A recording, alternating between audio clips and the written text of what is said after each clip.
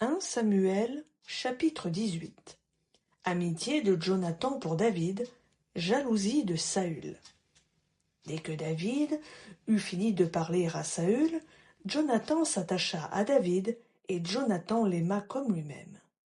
Ce même jour, Saül retint David, et ne le laissa pas retourner dans la maison de son père. Jonathan conclut une alliance avec David, parce qu'il l'aimait comme lui-même. Il ôta le manteau qu'il portait pour le donner à David, ainsi que ses habits, et même son épée, son arc et sa ceinture.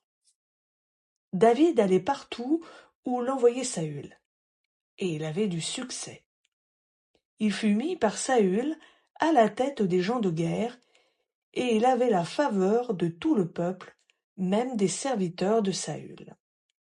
Au moment où les gens rentraient, lors du retour de David, après qu'il eut frappé le Philistin, les femmes sortirent de toutes les villes d'Israël en chantant et en dansant à la rencontre du roi Saül, au son des tambourins, des cris de joie et des triangles. Les femmes se répondaient en riant les unes aux autres et disaient « Saül a frappé ses 1000 et David ses 10 000. » Une très grande colère s'empara de Saül, qui prit mal la chose. Il dit « On en donne 10 000 à David, et c'est à moi que l'on donne les 1000.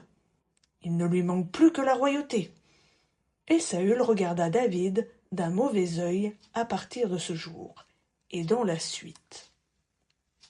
Le lendemain, un mauvais esprit venant de Dieu s'empara de Saül, qui entra en transe au milieu de la maison. David jouait comme les autres jours, et Saül avait sa lance à la main. Saül brandit sa lance en disant « Je frapperai David contre le mur. » Mais David se détourna de lui 2 fois.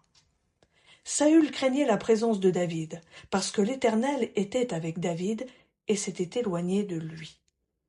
Saül éloigna David d'auprès de lui et l'établit chef de 1000 hommes. David sortait et rentrait à la tête du peuple. David réussissait dans toutes ses entreprises et l'Éternel était avec lui. Saül, voyant qu'il réussissait toujours, avait peur de lui. Mais tout Israël et Juda aimaient David parce qu'il sortait et rentrait à leur tête. David, gendre du roi. Saül dit à David « Voici ma fille aînée Mérab. Je te la donnerai pour femme.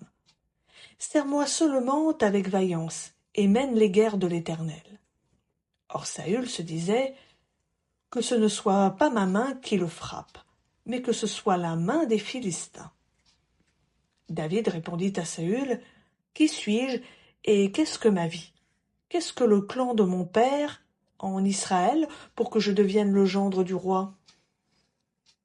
Lorsqu'arriva le temps où Mérab, fille de Saül, devait être donnée à David, elle fut donnée pour femme à Adriel de Méhola.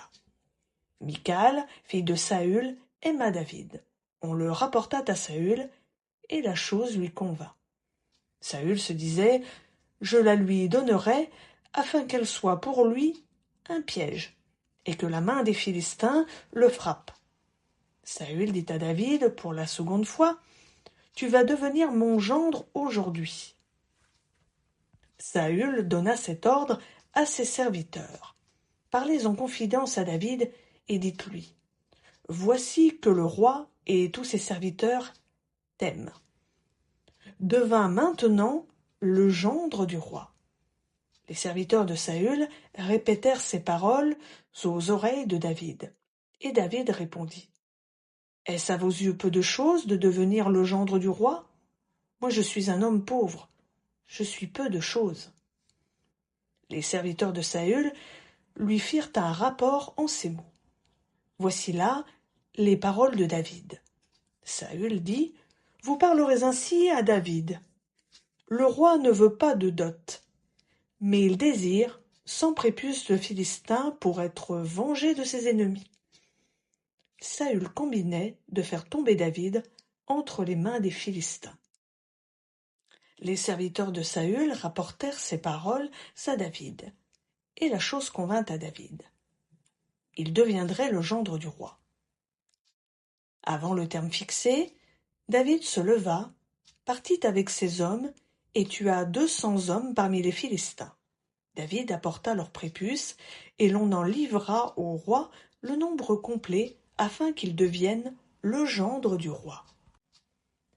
Alors Saül lui donna pour femme Michal, sa fille. Saül vit et reconnut que l'Éternel était avec David. Michal, fille de Saül, aimait David. Saül craignit de plus en plus David, et il fut en tout temps son ennemi. Les princes des Philistins faisaient des incursions, et chaque fois qu'ils sortaient, David avait plus de succès que tous les serviteurs de Saül, et son nom devint très célèbre.